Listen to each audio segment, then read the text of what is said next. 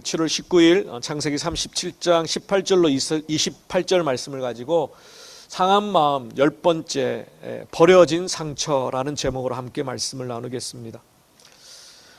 우리는 지금 몇 달 동안 상한 마음이라는 주제로 하나님의 말씀을 함께 나누고 있습니다.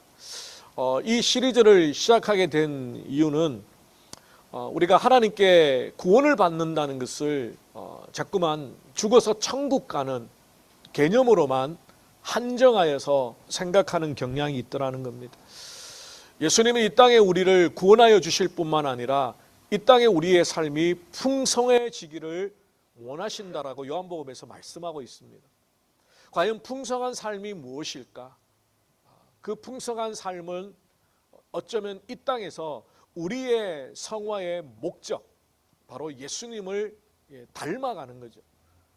예수님의 인격을 닮아가고 예수님의 삶을 닮아감으로 이 땅의 삶이 풍성해지는 것, 그것이 어쩌면 현재적 구원을 의미하는지 모르겠습니다. 미래적인 구원은 죽어서 천국에 가는 영원한 생명, 이터널 라이프를 갖는 것이라면 이 땅의 현재 내 삶의 구원은 무엇인가? 바로 우리의 형상이, 우리의 인격이 예수님을 닮아가고 우리의 삶이 예수님과 같이 십자가의 삶, 고난과 어려움을 당하지만 희생과 섬김의 삶, 그것을 살아가는 것이 바로 이 땅의 구원의 모습이라고 할 수 있습니다. 예수님의 인격을 닮아가기 위해서 무엇보다도 우리의 인격이 변화되어야 된다. 우리의 상처와 아픔들이 십자가의 복음 앞에서 회복되어져야 온전한 인격으로 예수님을 닮아갈 수 있고, 그 온전한 인격이 예수님을 닮아가야 우리의 삶이 예수님을 닮아갈 수 있다는 겁니다. 인격과 삶은 분리될 수 없습니다. 성품과 삶은 분리될 수 없기 때문에, 그래서 이 땅에 우리의 삶이 십자가의 복음 안에서 회복되어지고 치유되어지고 다시 한번 새롭게 되어지는 것, 이것이 구원의 아주 중요한, 예수님을 통하여 우리를 구원하신 중요한 목적 중에 하나라는 것을 우리는 기억하게 됩니다. 그래서 일단 오늘로서 상한 마음의 시리즈를 마치면서 오늘 함께 다루고 싶은 주제는 바로 인간관계의 상처입니다. 의도했든 의도하지 않았든 간에 우리는 많은 인간관계 속에서 상처를 입기도 하고 피해를 입기도 하고 본의 아니게 가해자가 되기도 하고 따돌림을 겪게 되기도 하고 누군가에게 버려지지는 않았지만 버려진 것 같은 충격의 상처와 아픔들을 경험하게 됩니다. 하나님은 인간을 홀로 살지 않는 존재로 만드셨죠. 그래서 서로 관계를 가지고 마음을 주고받으며 그렇게 살아갑니다. 그런데 참 사람들 때문에 상처를 받기도 하고요, 사람들을 통하여 회복과 치유를 경험하기도 합니다. 우리의 가장 큰 기쁨은 바로 인간관계를 통해서 경험하기도 하지만 반대로 가장 큰 상처는 내가 믿고 의지했던 누군가로부터 또한 받게 된다는 겁니다.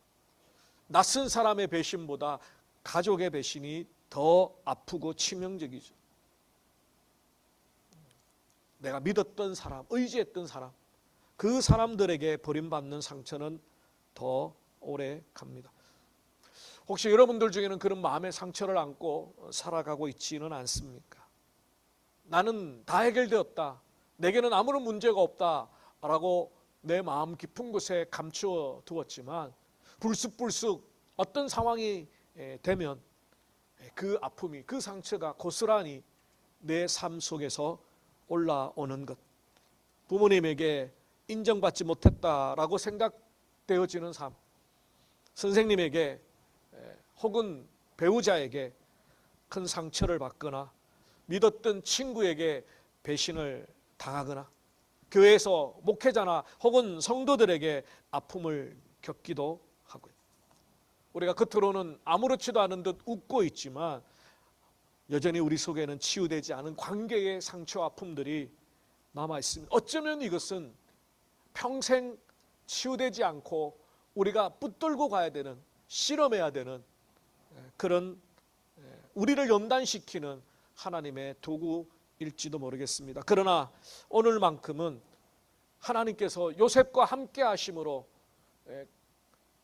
그의 버려짐의 상처와 아픔을 회복시켜 주셨던 오늘 본문의 말씀을 통해서 우리의 상처와 아픔, 우리의 버려진 것 같은 그 아픔이 하나님의 손에 들려져서 치유되어지고 회복되어지기를 원하는 마음으로 오늘 함께 이 말씀을 나누도록 하겠습니다. 첫 번째로 오늘 본문을 보면 누군가에게 버려진다는 것, 특별히 가족들에게 버려진다는 것은 삶의 근거를 다 흔드는, 기반을 다 흔드는 그런 상처가 됩니다. 요셉은 지금 17살의 꿈 많은 청소년입니다. 미래가 있었습니다. 아버지의 사랑을 받고 특별하게 보살핌을 받고 자랐습니다. 그러던 어느 날에 이 모든 것들이 하루아침에 다 무너지게 됩니다. 오늘 18절에 보니까 형들이 요셉이 오는 것을 보고 단번에 죽이자고 의논합니다. 저를 죽여서 구덩이에 던지자고 서로 의논하는 모습이 나옵니다. 얼마나 충격적입니까? 생판 모르는 사람이 아닙니다. 함께 자라서 함께 뒹굴고 함께 삶을 살아왔던 형제들이 요셉을 죽이려고 작정하고 있다는 겁니다. 더 충격적인 장면은 25절 이하의 내용이죠. 구덩이에 집어 던져놓고 그 구덩이 옆에서 형들은 이제 밥을 먹습니다. 여러분 한번 상상해 보십시오. 구덩이 속에서 빠진 요셉이 고함을 지르면서 형님들 장난이 너무 심합니다. 저를 구해 주십시오. 왜 이곳에 집어 던집니까? 얼마나 두렵고 공포심이 그의 마음을 휩쓸어버렸는지 우리가 한번 상상해 볼 수 있습니다. 그런데 형들은 그 요셉이 들릴 그 거리에서 음식을 펴놓고 도시락을 먹고 있으면서 장난을 치고 웃고 그렇게 하고 있습니다. 참 고통스러운 것은 바로 그런 장면이죠. 형들의 배반, 구덩이에 집어 던지는 것뿐만 아니라 그 곁에서 태연하게 도시락을 먹고 있는 것. 요셉이 지금 구덩이에 빠져서 죽을 지경에 있는데 그의 존재는 아랑곳하지 않고 자기들끼리 그냥 도시락을 먹고 있는 모습. 얼마나 소외감을 느끼겠습니까? 스레드에 보면 은혜되는 말씀들이 가끔씩 있어요. 그러니까 제가 목사다 보니까 그런지 모르겠지만 제 그 피드에 뜨는 글들이 대부분 뭐 크리스찬들이나 목사님이나 뭐 그런 분들이더라고요. 근데 그 중에 어떤 성도님이 자기의 경험적인 이야기를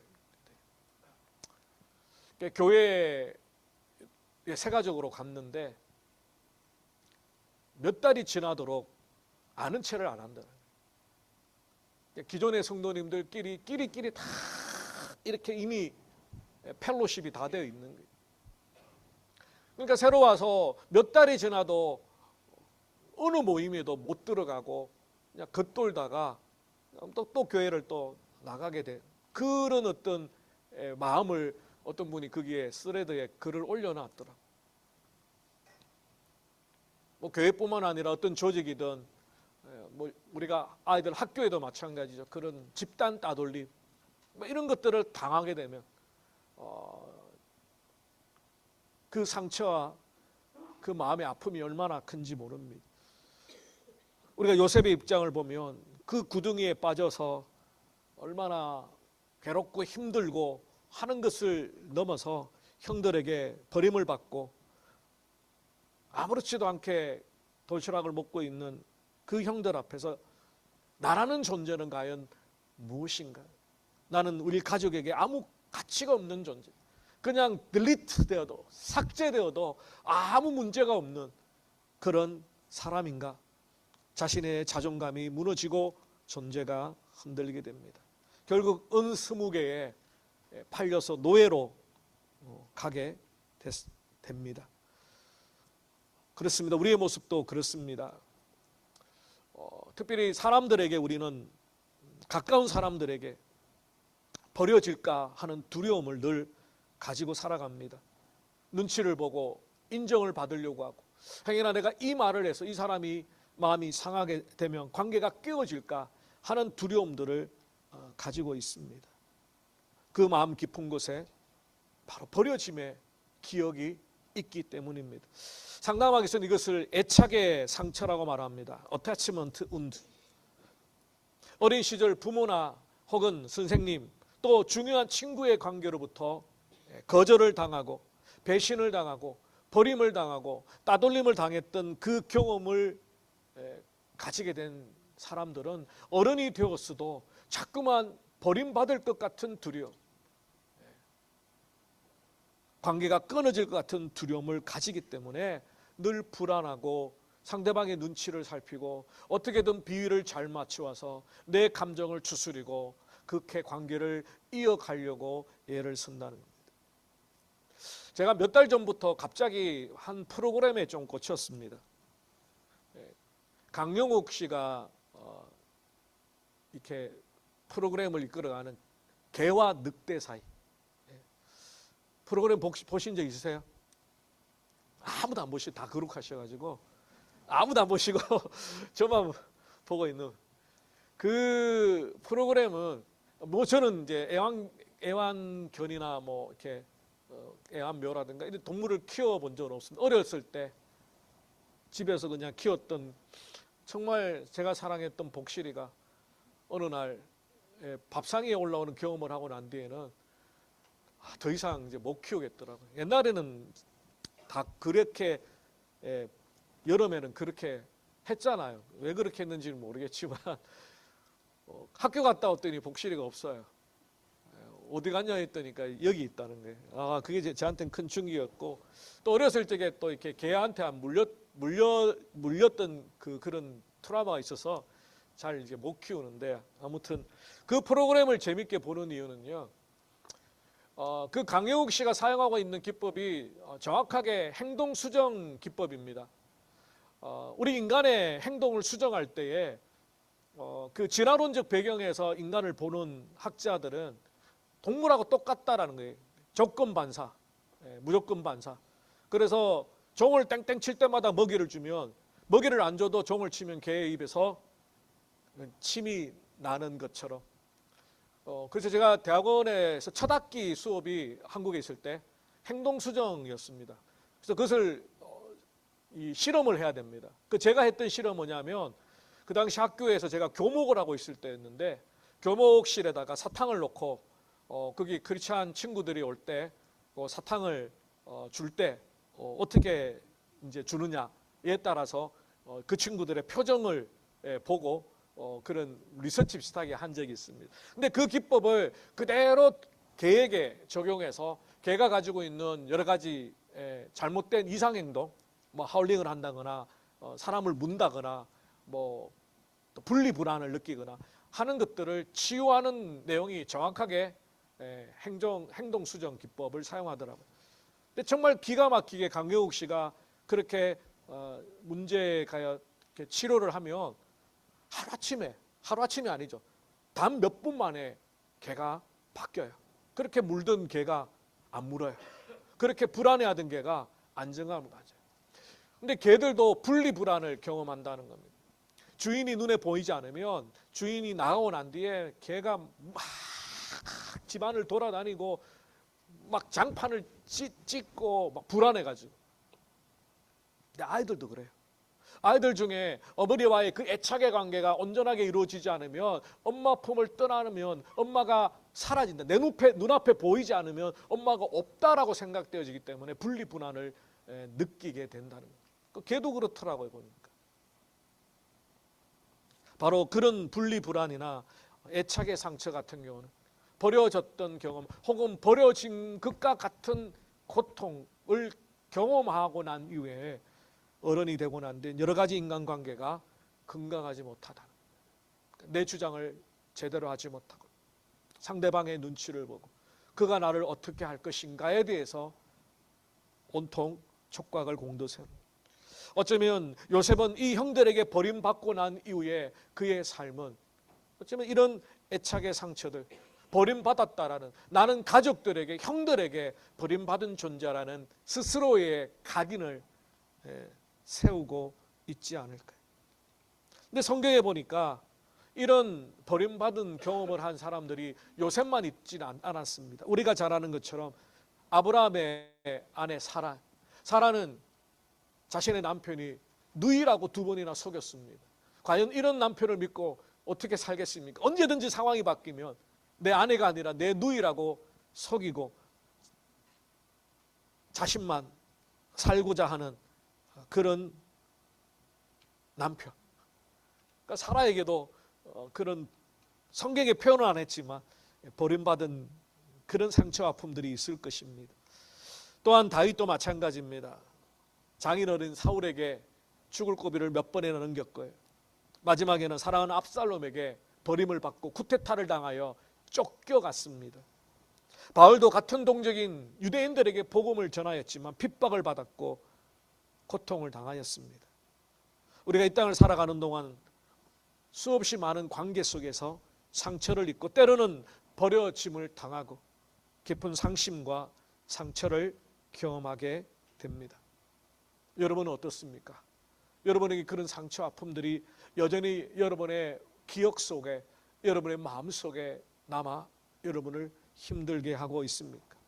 그 상처 아픔이 오늘 현재 여러분의 삶을 흔들지 못하도록 우리의 마음을 다시 한번 온전히 주님 앞에 내어 놓아야 합니다.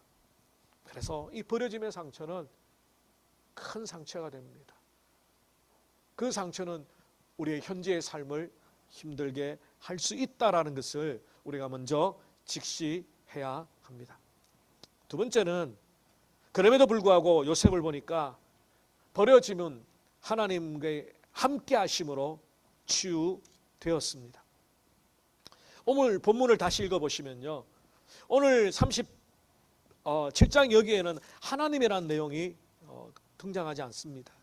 형들의 음모, 미디안 상인들의 등장, 20개의 거래, 이 모든 장면에 하나님이 철저히 침묵하고 계신 것처럼 보입니다. 하나님이 만약에 살아계시다면, 요셉과 함께 하셨다면 그런 일이 일어나지 않도록, 형들이 요셉을 팔지 않도록 막아주셔야 되는데 하나님은 지금 아무런 액션도 취하지 않고 그냥 잠잠히 계십니다.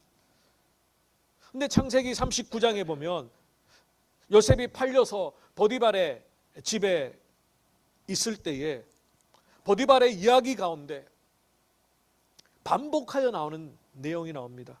39장 2절에 나옵니다. 3절에 나옵니다. 21절에 나옵니다. 23절에 나옵니다. 4번이나 반복하여서 여호와께서 요셉과 함께 하심으로, 라는 단어를, 그 문장을 반복하여 기록합니다. 성경에서 어떤 단어가 반복되거나 어떤 문장이 반복되는 것은 강조입니다.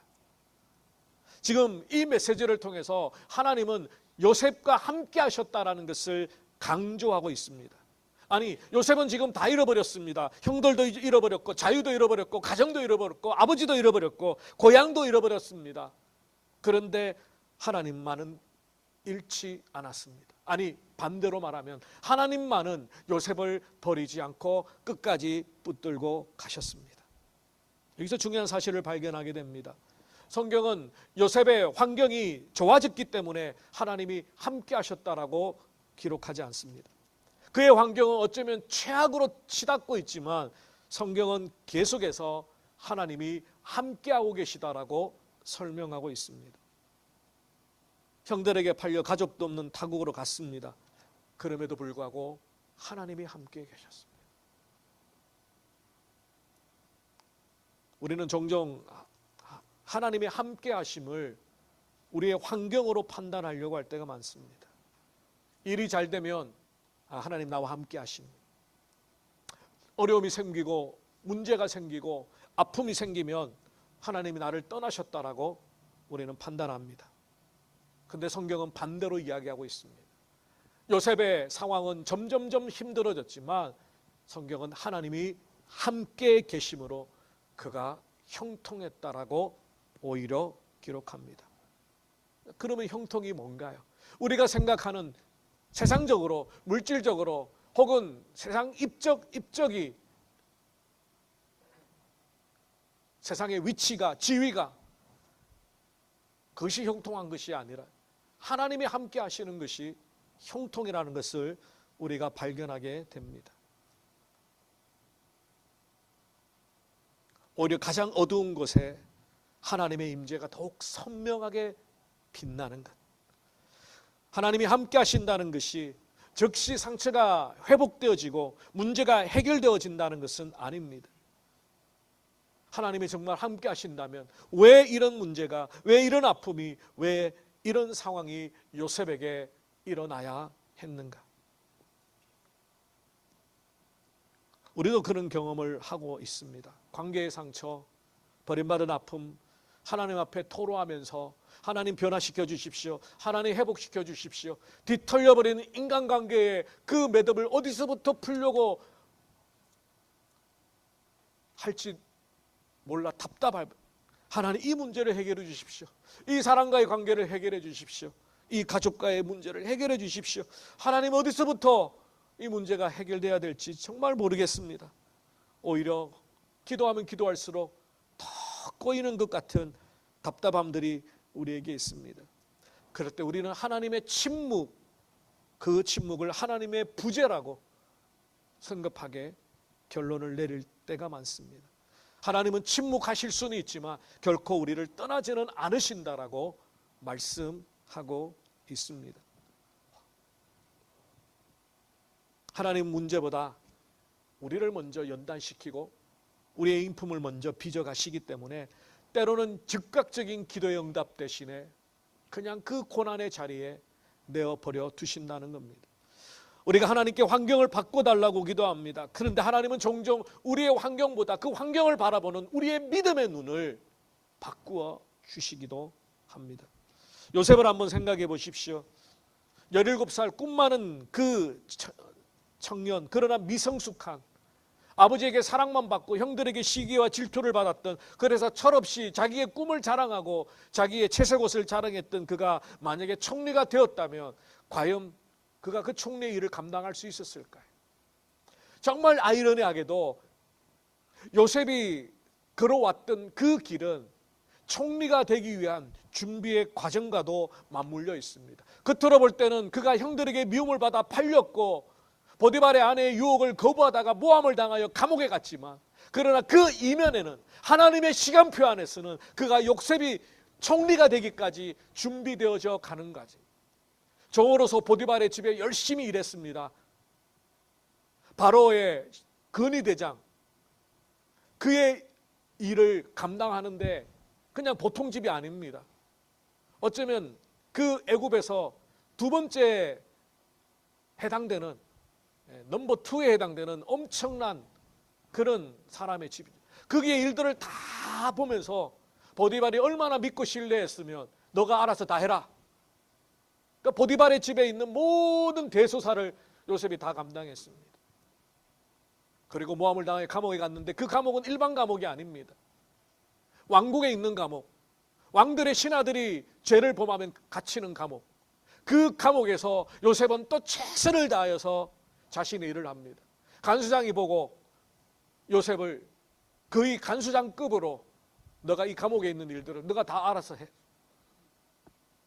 그런 경험들이 그에게 쌓여서 요셉은 총리가 됩니다. 물론 거기에는 하나님께서 바로에게 꾸게 하셨던 7년 흉년의 꿈과 7년 풍년의 꿈을 해몽하고 그 꿈을 가지고 어떻게 대비하고 어떻게 예비할 건가를 지혜를 주셔서 그가 총리의 일을 감당하게 되었습니다.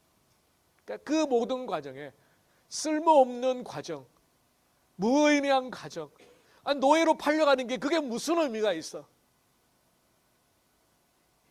감옥에 갇히는 게 무슨 의미가 있어? 세상적으로 볼 때는, 우리의 인간적인 눈으로 볼 때는 그게 아무짝에 쓸모없는 내 인생의 낭비처럼 보였지만 하나님이 사용하실 때 그것은 하나님께서 총리로 세우셔가는 과정입니다. 그래서 저는 제가 잘 안 되지만 또 말은 잘하잖아요.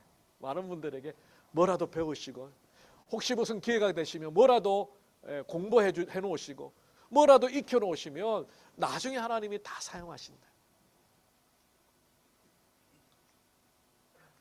하나님이 사용하시는 방법은 참 놀라워요.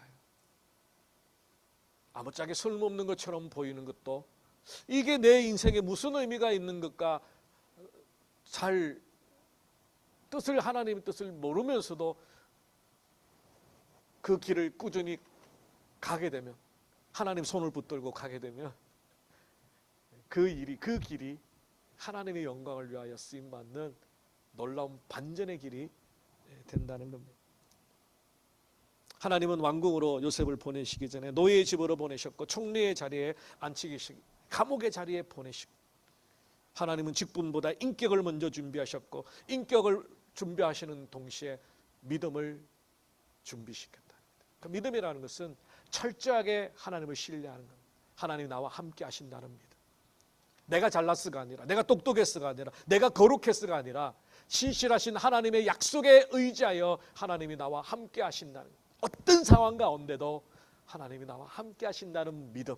그 믿음이 요셉의 인생에서 표현을 하면 하나님이 함께 하심으로 요셉이 형통하였더라. 하나님이 함께 하시는 형통을 요셉은 고백하고 있습니다. 하나님의 능력보다 신앙을 먼저 세우시는 분이지, 어쩌면 우리의 버려짐의 상처와 아픔들, 그것은 하나님께서 주신 것은 아닙니다. 때로는 우리의 미숙함, 우리의 실수, 우리의 연약함 때문에 상처를 받기도 하고요. 또 누군가의 악함 때문에 우리가 버림받기도 하고 왕따를 당하기도 하고 상처를 입기도 합니다. 그러나 그 상처마저도 하나님은 헛되게 버리지 않는다는 겁니다. 요셉이 겪었을 그 모든 아픔들을 하나님은 사용하셔서 하나님의 일을 이루어 가신다는 겁니다. 우리가 항상 삶을 살아갈 때 꼭 두 가지를 생각하십시오. 이것이 하나님의 뜻인가? 이게 하나님의 기뻐하시는 뜻인가? 이것이 내 뜻을 이루는 것인가? 두 번째는 이것이 하나님의 때에 합당한 건가? 때로는 하나님의 뜻을 이루기 위하여 하나님의 때를 기다려야 됩니다. 하나님의 때를 이루기 위해서 하나님의 뜻을 계속해서 물어야 되는 인내의 시간이 필요합니다. 하나님의 뜻과 하나님의 때는 교묘하게 연결되어져 있기 때문에 하나님의 뜻이 하나님의 때에 이루어지기를 기도하는 것. 요즘에 저의 기도입니다. 하나님의 뜻이 정확하게 하나님의 때에 이루어지기를 원합니다. 그러기 위해서는 인간적인 생각을 내려놓고 조급하지 아니하고 인내하며, 그리고 내 뜻이 아니라 하나님의 뜻이 이루어지기를 소망하는 마음. 어쩌면 요셉은 감옥에서 혹은 보디발의 집에서 노예로 팔려가 하나님의 뜻을 하나님의 때에 이루기를 기도하고 있었고, 정확하게 하나님은 그가 30살에 총리가 되어 그의 가정과 가문을 구원할 뿐만 아니라 장차 태어나실 예수 그리스도의 족보를 이어가게끔 하셨다. 여러분 속에 있는 그 상처와 아픔들이 하나님께서 함께 하심으로 회복되어지고 치유되어지는 놀라운 은혜가 있기를 원합니다. 마지막으로 세 번째로, 버려짐의 상처는 또 다른 한편으로는 우리가 선택해야 합니다. 버려진 사람은 상처에 지배당할 수도 있고요, 하나님께 붙들릴 수도 있습니다. 똑같은 상황을 경험하고 똑같은 버림을 받았지만 어떤 사람은 평생을 그 상처와 아픔 가운데 헤어나지 못하는 사람이 있는 반면에, 어떤 사람은 요셉과 같이 하나님 앞에서 그것들이 치유되어지는 은혜를 경험합니다. 그것은 결국 선택입니다. 요셉이 가장 놀라운 이유는 상처가 없었어가 아닙니다. 상처가 그의 삶을 다스려가는 주인이 되지 못하도록 만들었다는 것. 요셉은 형들을 미워할 충분한 이유가 있습니다. 그의 10대, 20대 전부를 망쳐버린 사람 아닙니까? 어떻게 보면 요셉은 애굽의 총리가 되어 충분히 복수할 수 있는 위치가 되었습니다. 그럼에도 불구하고 형들을 응징하거나 복수하지 않습니다. 그래서 형들이 요셉의 눈치를 봅니다. 아버지 야곱이 죽어 돌아가시면 요셉이 이제 얼굴을 싹 바꾸고 형들을 복수할까 봐 두려웠습니다. 요셉은 변하지 않았습니다. 야곱이 아버지가 돌아가시고 난 뒤에도 형들을 향하여 섭섭하게 하거나 형들을 향하여 복수하지 않고 오히려 그들을 위로하고 안심시키게 됩니다. 왜일까요? 요셉은 자신의 버려짐의 상처를 부인하거나 외면하거나 묵인한 사람이 아닙니다. 오히려 하나님께서 함께 하심으로 그의 상처를 더 이상 상처로 내 삶에 남겨두지 않기로 선택했기 때문에, 그들이 버린 상처보다 하나님이 나와 함께 하시는 은혜와 사랑이 더 크시다는 것을 배웠기 때문에, 알았기 때문에. 여기에 중요한 차이가 있습니다.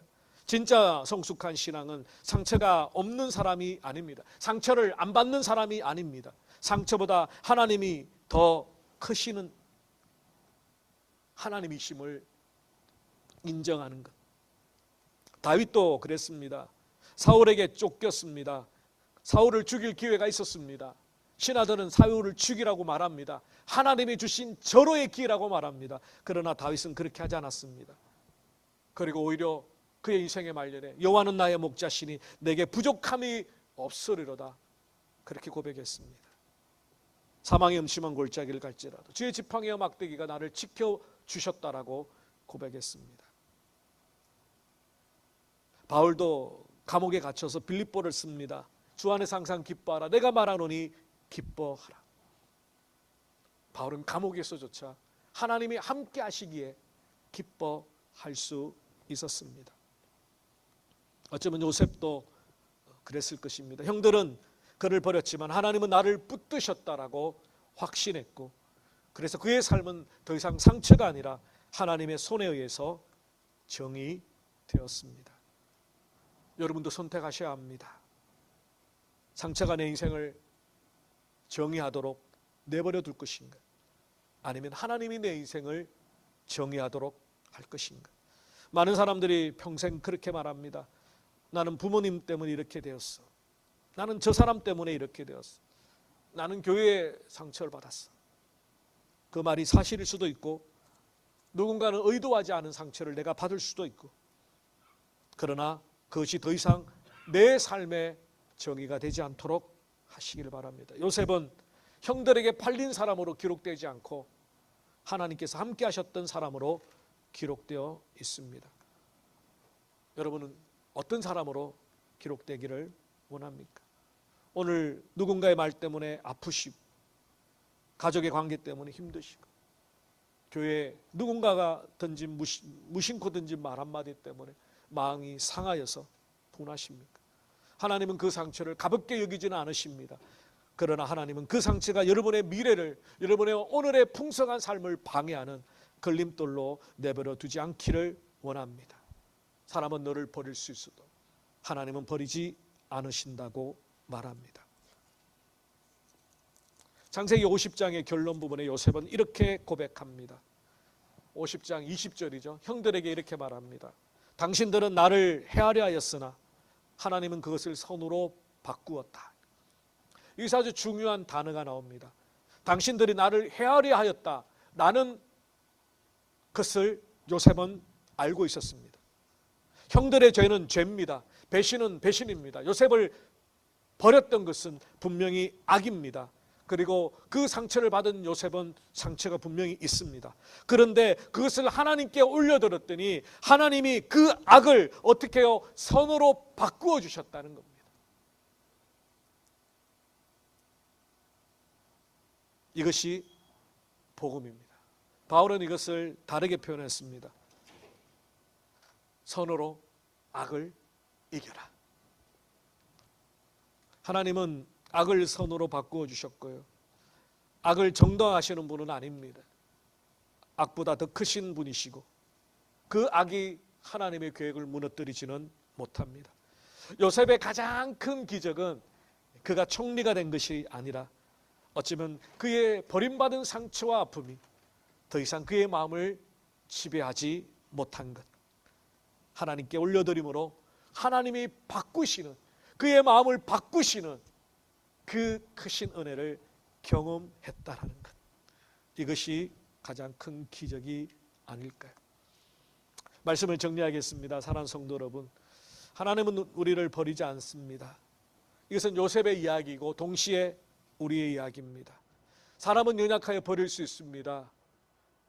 부모도 가족도 자녀도 정말 힘들고 어려우면 그 관계는 어려워질 수도 있습니다. 그러나 하나님은 어떤 경우에도 우리를 떠나지 않고 우리를 버리지 않으십니다. 때는 우리가 실수하더라도, 우리가 때로는 연약하여져서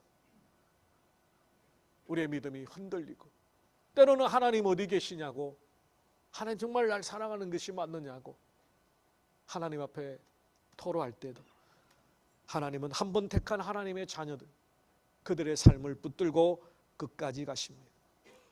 요셉을 묵상하다 보면 더 큰 요셉을 만나게 됩니다. 예수님도 가장 가까운 사람들에게 버림을 받았습니다. 그가 3년 동안 전심을 다하여 키우고 양육하고 훈련시켰던 가룟 유다가 예수님을 은삼십에 팔아버립니다.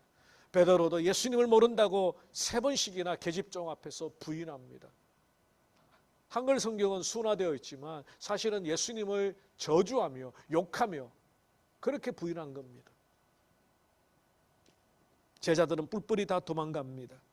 심지어 예수님은 십자가 위에서 하나님께 버림받습니다. 엘레리나마 사박다니, 아버지, 하나님 아버지, 하나님 아버지, 어찌하여 나를 버리시나이까. 예수님의 그 버리심을 받는 경험을 통해서 우리는 더 이상 하나님께 버림받지 않습니다. 우리가 예수 그리스도 안에 있는 그 이상 이미 버림받은, 죄로 인하여 하나님께 버림받는 여러 가지 관계적인 버림받음, 그 모든 버림받음을 예수님이 십자가 위에서 경험하셨기 때문에 우리는 더 이상 버림받지 않습니다. 예수님을 통하여 우리는 하나님의 동행하심, 하나님의 함께하심을 경험하며 살아가는 복된 인생이 되었다는 겁니다. 오늘 요절 말씀이죠. 히브리서 13장 5절 말씀. 그가 친히 말씀하시기를 내가 결코 너희를 버리지 아니하고 너희를 떠나지 아니하리라 하셨니라. 얼마나 놀라운 복음입니까? 우리의 마음속에는 여전히 요셉의 구덩이가 있는지 모르겠습니다. 형들의 말들이 들리고 도시락을 먹고요 웃으며 조롱하는 이야기들이 들리고 나의 존재를 까맣게 지워버리고 자기들끼리 끼리끼리 즐거움을 누리고 있는 그런 구덩이 속에 여전히 우리는 빠져서 힘들어하고 있는지 모르겠습니다. 여전히 우리는 배우자의 말 한마디, 내가 사랑하는 자녀의 말 한마디에 가슴이 못이 박힙니다. 우리 영혼의 흉터가 남아져 있는 이 버려짐의 아픔이 하나님께서 함께 하시고 이제는 그 상처가 나를 다스리지 못하도록 내가 이제 선택하여 하나님께 올려드림으로 우리의 모든 관계의 아픔들이 회복되어지기를 바랍니다. 우리 마지막으로 주보에 나와 있는 요절 말씀을 같이 한번 읽겠습니다. 읽는데 너희를 이라는 2인칭 대명사를 읽을 때 나의 이름을 한번, 여러분의 각자의 이름을 한번 넣어서 같이 한번 읽고 우리 마치도록 하겠습니다. 같이 읽습니다. 시작. 그가 친히 말씀하시기를 내가 결코 지영이를 버리지 아니하고 지영이를 떠나지 아니하리라 하셨느니라. 아멘. 기도하겠습니다. 하나님 감사합니다. 오늘 요셉의 이야기를 묵상하면서 요셉은 참 많은 상처와 아픔이 있었던 걸로 느껴집니다. 형들에게 버림을 받았습니다. 팔렸습니다. 노예가 되었습니다. 죄인이 되어서 죄수로 갇혔습니다. 어쩌면 그의 정말 빛나야 되는 10대 후반의 20대의 삶이 삭제되었습니다. 홀로 가족을 떠나 고향을 떠나 참 힘들게 살았습니다.